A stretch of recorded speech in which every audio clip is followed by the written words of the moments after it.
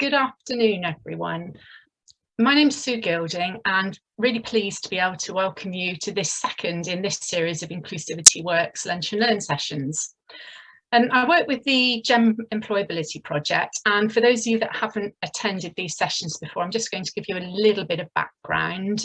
So the GEM project provides one-to-one support for people in Gloucestershire who are facing significant barriers to getting into or back into work, educational training.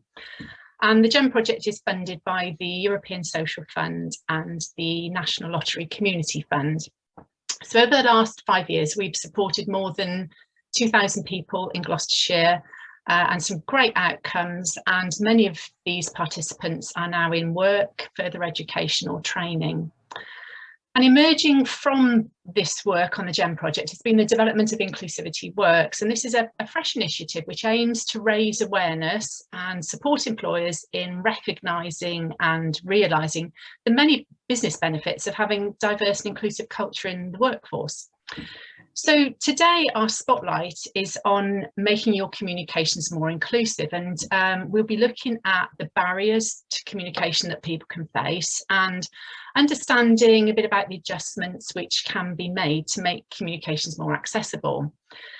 Just to let you know, the session is being recorded and it will be available with subtitles on our website, which is www.inclusivityworks.org. So please feel free to share with colleagues.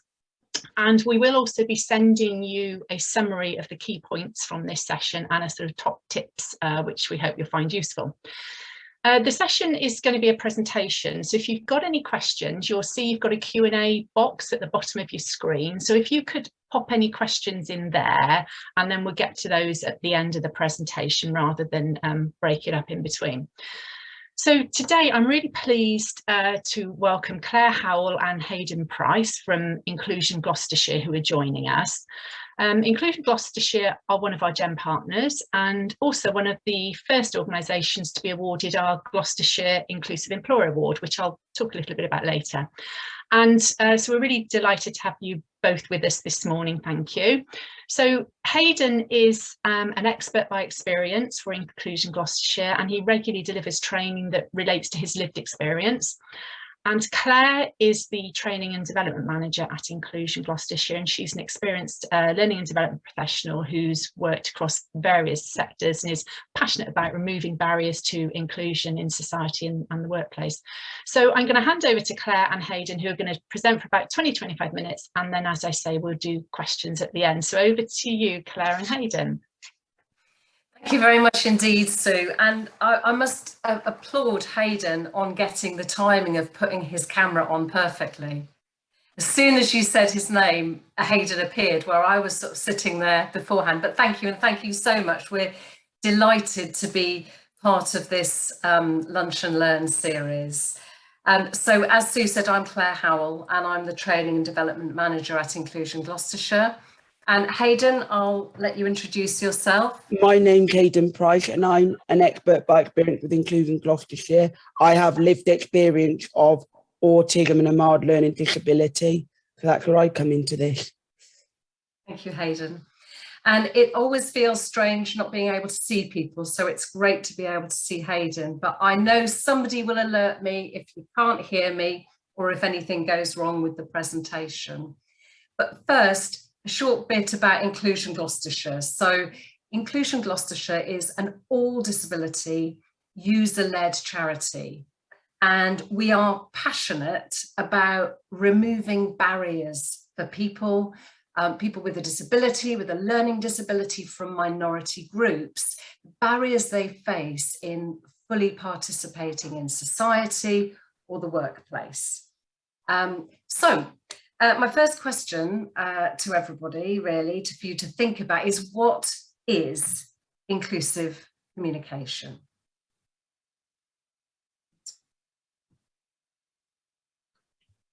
Over to you, Hayden. Inclusive communication means sharing information in a way so that everybody can access it, everyone can understand it, people feel included. It could be written communication, emails, letters, websites, reports, surveys. It could be verbal communication, telephone, online, face-to-face. It could be non-verbal communication through sign language or body language. Thank you, Hayden. And so there are so many different ways we communicate. But why is it so important? I mean, first of all, diversity. Diversity is great. I'm sure you'll all agree. It leads to creativity, it leads to knowledge, it leads to empathy, understanding, innovation and new ideas. And as organisations and businesses, if we represent the customers that we serve, the people that we're working with and our partners who are also diverse, it means we understand our partners and our customers a lot better. But, and there is a big but, because diversity is not enough without inclusion. In fact, it can be damaging. So if you're in an environment where there's lots of diversity and you yourself feel part of a minority group or feel diverse, if you don't feel included, if you don't feel a sense of belonging, if you don't feel your voice is heard and your opinion matters, you feel in the wrong place. And that can actually be a very miserable place to be. So we're pioneers of diversity, but it's critical to have inclusion as well. And we'd like you to think about the idea of social barriers or disabling barriers. And I think I mentioned this at the outset. And these are any factors, things in somebody's environment that because they're there or not there, or because they're said or they're not said, create disability and limit opportunity. And I'll give you an example. This is Tammy, a colleague of ours in the training and development team, and she co-runs our drama groups. Tammy often talks about when she first started trying to travel around for work and for social events by bus, and the difficulty she had with the bus timetables in terms of working out how to understand them, how to navigate them, how to get what she wants, how to get the best deal was really challenging, to the point that it stopped her from going places, it stopped her from doing things. And that impact is significant. And we certainly speak to a lot of people who, for example, don't make that doctor's appointment, which is really important to them, because trying to make an appointment is so challenging because the communications are so tricky. And we speak to people who don't attend a leisure centre when they really want to get fit and healthy, because there are too many things that rule them out, or too many difficulties on the website to try and understand what they need to do before they even get there. So that's just a real snapshot of some of the barriers that people face. And Hayden's very happy to talk to you about more at the end of this session when we have questions. So sometimes it's written communication, sometimes it's websites, sometimes it's telephone systems, which can be really difficult in terms of the options somebody needs to press. But it's also in the language that we use. I'd like you to think about these particular phrases that we often see or hear around. So we talk about a disabled toilet. It's not a disabled toilet. It's an accessible toilet, which feels much more welcoming, much more inclusive. And a friend told me she went to, I think it was the O2 Arena, where they now have an inclusive toilet. Great. And same with a parking space. It's an accessible parking space. Just imagine how it feels to be labelled a disruptive person or a cared for person. They're people. And also people who have Down syndrome or are in a wheelchair, they don't suffer, they're not confined. They see their opportunity as really positive. So somebody has Down syndrome and somebody is a wheelchair user. So it's clear, I hope, and that you're thinking about it, that the way we communicate, and as Hayden said, with the written, verbal, through body language, is really important to making everybody feel included. And of course, when people feel included, not only do they thrive, organisations get the best out of them, relationships flourish, and you get the most out of a diverse environment. And we love this quote from the father of listening, Ralph Nichols: the most basic of human needs is to understand and to be understood. Hayden. You can introduce us to a video, I think, now. Oh, yeah. Here is a film about communication made by the Inclusion Gloucestershire drama group. People talking about what's helpful and what's not when they go to the doctors. And whilst you're not in this film, Hayden, you are part of that drama group, aren't you? Yeah, I am, yeah. Trans is short for... Oh, sorry. I hope you can hear that. I can, so I'm sure other people can.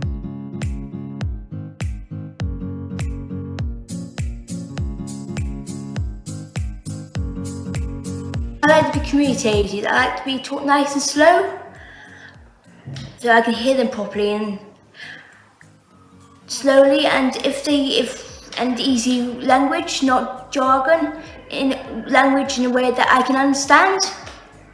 For someone to not talk to me based on my disability. Verbally and clearly. To speak to me, to telephone me, telling me about the appointments, the time and that, talking and phoning, using different email.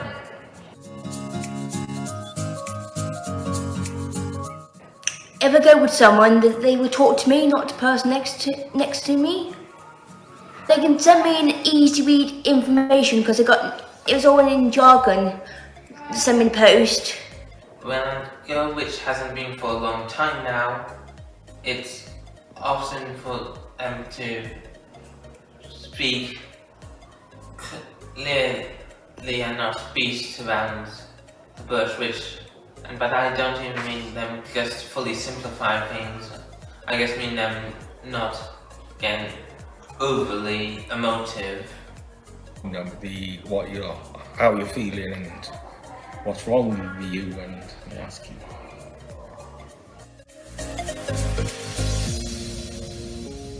I can't understand what they say. Leaflet by post, not an easy read, and also when they tell me where, they also tell me where me is, but I can't often hear what they're saying over the loudspeaker because they do it too quietly, so I don't often hear it very well. So if they can come to show me the right door. Them being overly cautious and just like overly caring, for lack of better words. It's like, I'm here because I need help, but it's like, I also don't want to feel fully, how to put this, helpless. When the appointment's delayed, Yeah. and there's no one to be at the reception, that experience. What do you think? When they don't know what's wrong with them. That's it, I think.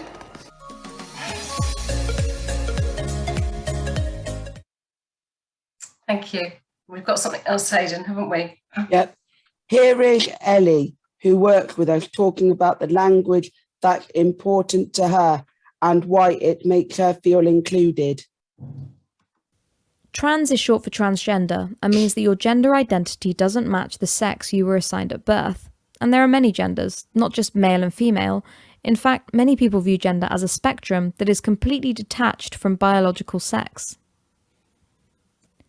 Trans-inclusive language acknowledges that some people identify as a gender other than the one they were assigned at birth. And it's important to remember that it doesn't matter if you get it wrong, because language is constantly changing and evolving, and we're all human beings and we all make mistakes. What matters is that you actively try to respect and include trans people in the language that you use. Never assume and always ask. Trans people can often struggle to feel included and recognised in society, and using trans-inclusive language can make them feel safe and accepted. There are many ways that we can be more inclusive with our language when it comes to trans matters, and most of these are really simple. For example, we can ask people what pronouns they use instead of assuming their gender, and by doing this we help normalise sharing our pronouns. At an event 2 weeks ago, I was asked by 2 strangers what my pronouns were. The first person said, "Hi, I'm Mark. Could I just ask what your pronouns are?" And the second person interrupted me halfway through a conversation and said, "Oh my gosh, I'm so sorry. I forgot to ask what pronouns you use."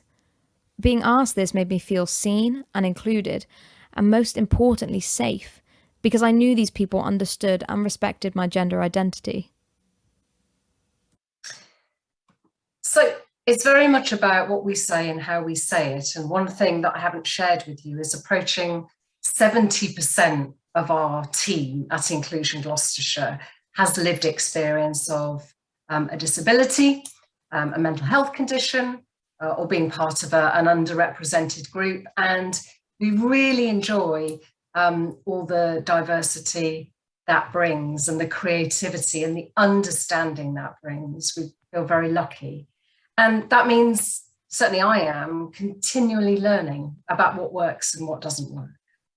And Hayden and I could talk for hours on this, but I'm going to share some very quick tips with you and let you know also that we are always happy to talk more about this, always. So there's much more to say. But what we understand, and I hope what those videos and audio give you a sense of, is that one does everyone is different. And it doesn't matter if they have the same disability, everyone is different. It might sound obvious, but that is a key rule.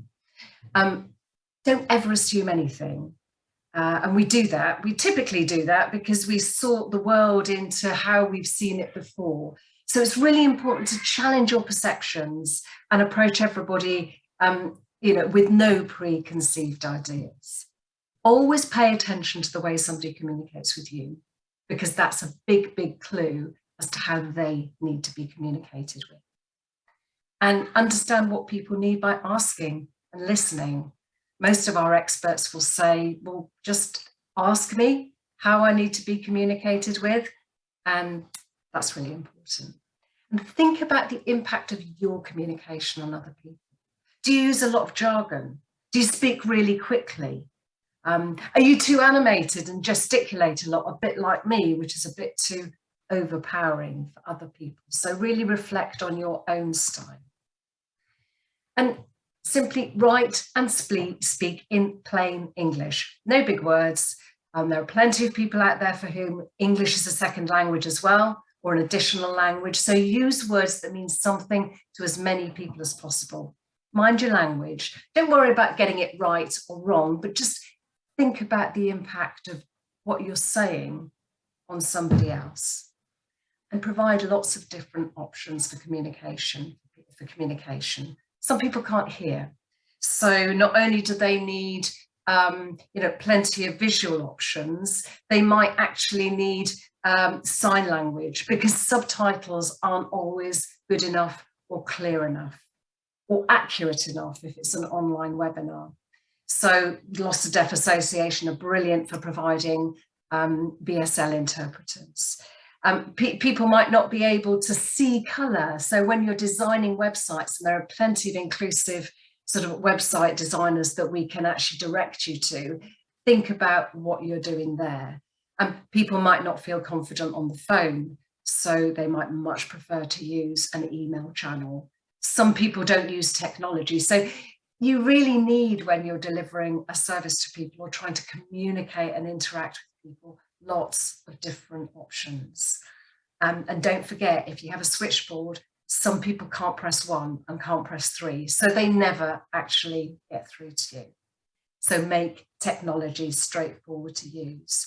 Now, as you can imagine, there's a lot more that could be said on that, but we don't have time today. So we will share some more information after this, but very happy to provide you with more detail.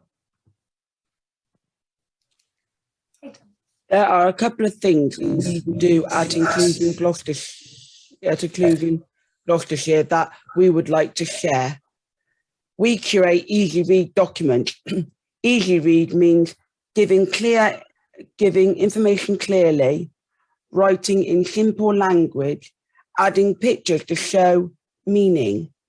Use clear font. Here is an example of something we've translated. That's the simple version. Yeah. We ask everyone to complete a one-page profile when they join us and share it to help our communication. What people appreciate about me. What is important to me. How best to support me. Thank you, Hayden. And you know, that's a really simple but great idea that works for us in terms of people being able to create, so I'll move back to that, create something that tells everyone else what matters to them, how they like to work, how they thrive when they are at their absolute best.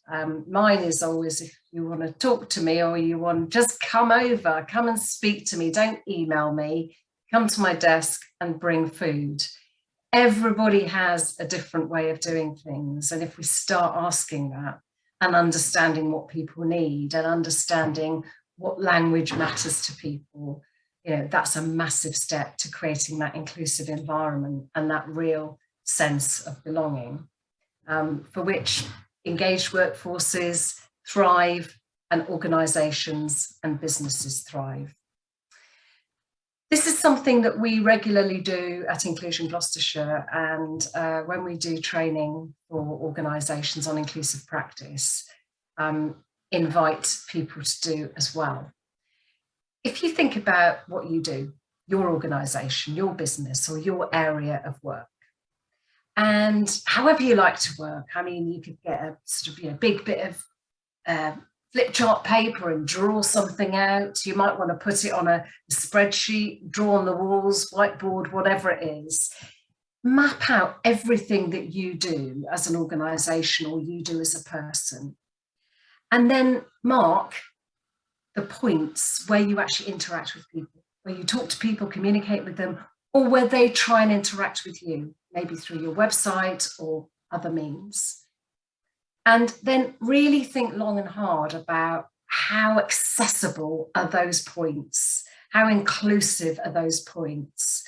You know, is there a sign that sort of puts someone off when they try to approach your organisation? Is there a really tricky bit to the website when it's not obvious to get to the contact us page? Are there enough options for somebody trying to get hold of us to talk about a query or a problem they have? So list the barriers, and I promise you, you won't be alone if there are many. And then ideally work as a team or as a group, and as diverse a group as possible with lots of people with different needs and requirements. Think about all the adjustments that you need to make to make what you do, your communication and your practice more inclusive. It really works for us, and we do it frequently, and it's really worked for organisations that we've worked with.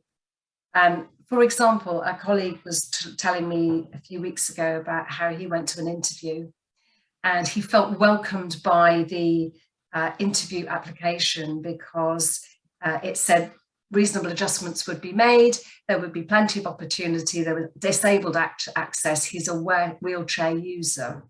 When he got to the reception to go up to the interview in the lift, the button to press go up for the lift was at standing height, not at wheelchair user height. A really small detail, but he told me that it took him a long while before he had the confidence to go for an interview again. So behind all of these little opportunities to make something more inclusive, you're creating a real opportunity for somebody. And without realizing, we all put up lots of barriers to communication and practice, which when you stop to think about it and look at what they could be and make a change, make a massive difference to people. Now, I can't quite believe it's 12:26 and Hayden and I have stopped talking. But that's great because it means we now have an opportunity for questions. And Hayden is here very much for that reason, because he's very generous about answering questions about his lived experience. I too am happy to answer questions, but you'll get more interest from Hayden. Okay, thank you very much, Hayden and Claire. That was really interesting. I think lots for people to think about there. So if you have got any questions, please pop them in the Q&A box, and we'll get through as many as we can. And just want to get us started. And sorry, echo what Claire's saying about if there's anything you want to ask Hayden, please do. One thing I wondered about, Claire and Hayden, is accessible websites and the website tools that you can get. How big a help is that versus the cost of doing that? Do you want to answer the bit about how accessible websites are helpful to you, Hayden, first, and then I'll answer? Yeah, accessible websites are quite good. I don't come across as many as there should be, but when I do, they're really helpful because it helps me navigate the website a bit better and just know what I'm the information I'm looking for. Yeah, and I think so for me, in answering that question, the cost will always, be minimal compared to the gain.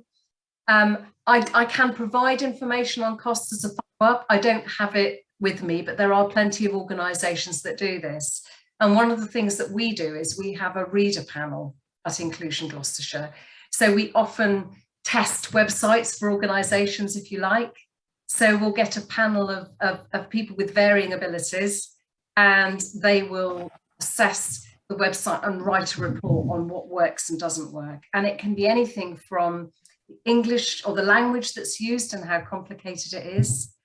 Sometimes you'll see websites that say, press the green button. Well, if you can't see green, that doesn't help you. So not using colour or shape alone to give instructions. You can certainly get audio on websites. And there are lots of, an accessible adjustment is really easy to make with one of the experts that do it, and actually really quite low cost. But I'm a little bit nervous about telling you about costs now, depending on the project. But a massive gain because you're opening out what you do to so many more people. Yeah. I've heard about a thing that's really useful because somebody came to do a talk at one of the hubs I go to with Inclusion Gloucestershire about using alt text, which just describes what the picture is. So if somebody can't see very well, then they might be able to, and they've got a software that reads it out to them. That's always useful to do because then they can know what's in that picture. Yeah. Okay. And it's also really important to make sure that your website is compatible with the browser add-ons that people will have themselves. So a lot of people will have sort of that they can adjust to actually make a document or a website more accessible.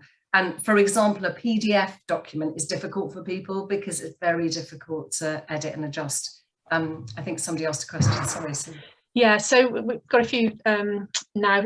Following up on that one, you may or may not want to suggest here, there's a question about, are there any companies that are great at inclusive communication that people should aspire to? Well, apart from inclusion, obviously. That is a really, really good question. I Unfortunately, because we do a lot of easy read translations, we see a lot of the organisations are not great. And we get a lot of the complicated reports that are full of jargon that need translating. But there is a lot of commitment. So I think you'll find that in the public sector, because it's required by law to create everything in easy read, most of their written communication is in a really accessible format. And that applies for mobile phones now. Although I think it's very difficult to gauge language. Whoever asked that question, I am writing that down, and I will come back to you, because it is now my quest to find shining examples of organisations that are brilliant at it. Thank you. And another one that's really interesting. Do you have any tips for balancing the communication needs or preferences of the employee against the communication needs or preferences of people approaching the service? Right, okay. So balancing the needs of people, yeah.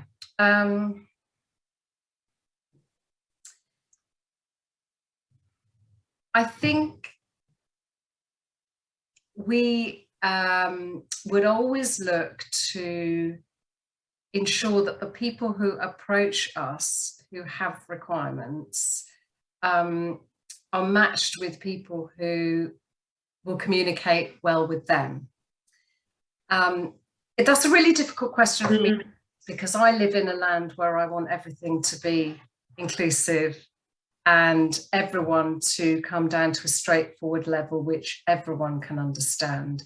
Well, I suppose my answer to that question would be that the communication of the needs that of the people who are approaching an organisation for the service probably mirror the communication needs of the people in an organisation. Hayden, have you got anything to add to that? No, not that I can think of. No, okay. I don't know if that answers the question.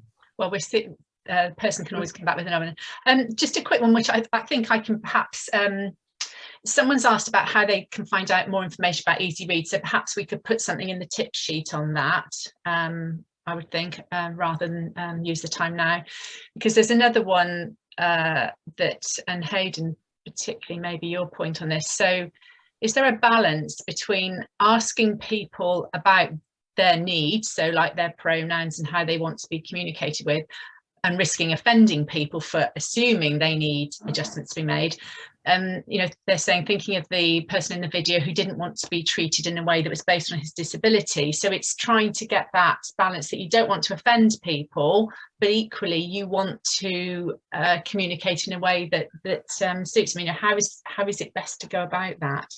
Well, from my point of view, is with another project I'm part of, I've learned that just asking for what reasonable adjustment somebody needs. They might say, the worst thing they can say is, no, there isn't any I need, or there might be a big long list that they'll give you, but it's now the law to ask for reasonable, if anyone needs reasonable adjustment. So that could be how they communicate with someone, or not going into the reception area and going to a quiet room instead. And if you haven't got a quiet room, they might sit in their car, phone up when they get there to say, can I book in now? And then somebody comes out and gets them when their doctor's appointment's ready. Have you ever felt offended, Hayden, if somebody asks you that question of what you need? Nope, I prefer them to ask me it than not ask me it at all, and then me not get the reasonable adjustments I need, so I'd never get offended. And it's a really, really good question, which we ask a lot of people, and every single of our experts by experience have said, I'd rather be asked, please.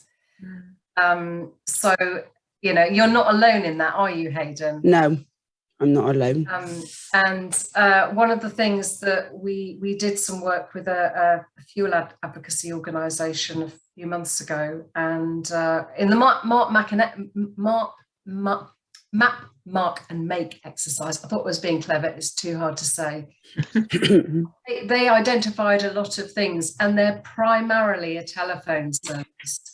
And they raised that exact question, was, well, are we not making an assumption about somebody if we're then asking them the question, what do you need? and they were worried about offending people too. So they just made a really straightforward choice to ask everybody. It's now in their script. They've phrased it in a way that is not offensive. So like before we start, you know, we'll be talking, we'll be emailing. Can I ask how the best way to communicate with you? Do you need any reasonable adjustments to done? And we caught up with them some time ago, and they said that that has made so much of a difference, not only to getting information, but their engagement levels with their customers and their follow-up levels.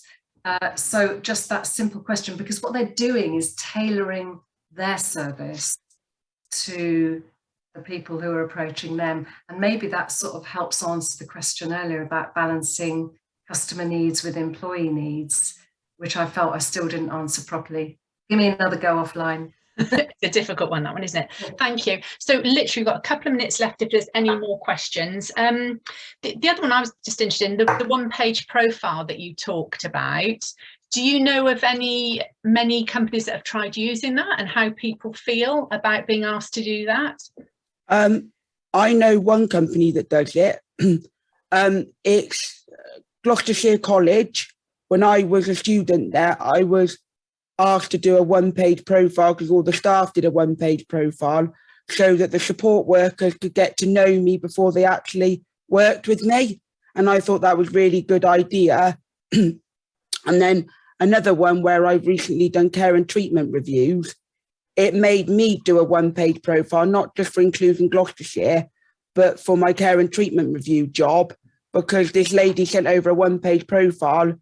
There was one of the panelists that I would be working with on the care and treatment review. And I thought, oh, that's really useful. So I went to my supporter that worked with me on that project and just said, can we make one at one point for me? So I think that'd be really useful to send along with my reasonable adjustments form so they get to all know me before they work with me. And what does it make to you, Hayden, to have that in place and people knowing that about you? It makes me feel more confident, especially having the information about other people. It makes me feel more confident and not so worried about meeting them. Yeah, and when I did mine, it made me really think about what I need, which I'd never really stopped to do before. I do need time to think about questions that I'm asked, and I didn't know that about me until I stopped to do that one-page profile.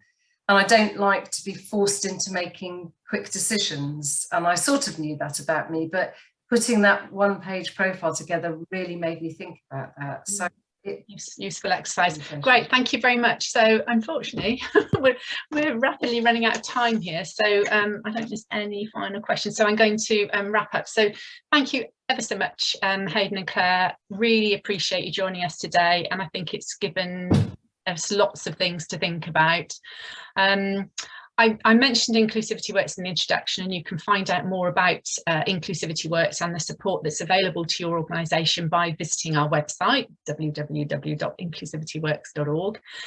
Also on there, you will find information about how your organisation could gain recognition as a Gloucestershire inclusive employer, of which Inclusion Gloucestershire is one. We also have a LinkedIn page for Inclusivity Works that you could follow us, or you could contact me or my colleague Tony Solomon if you wish to discuss any aspects of inclusivity further. So as I said at the beginning, we'll be sending a summary of this session with top tips, and there will be a recording available on the website at the end of this series of Lunch and Learns. Do sign up for our newsletter, because we really want to get Gloucestershire sort of known for being a beacon for embracing diversity and inclusion. Next Tuesday lunchtime, same time, same place, the spotlight will be on making your workplace more accessible. So it's thinking about the sort of physical accessibility, and this will be led by Ian Eggleton, who is Director of Access Consultancy at Evans Jones.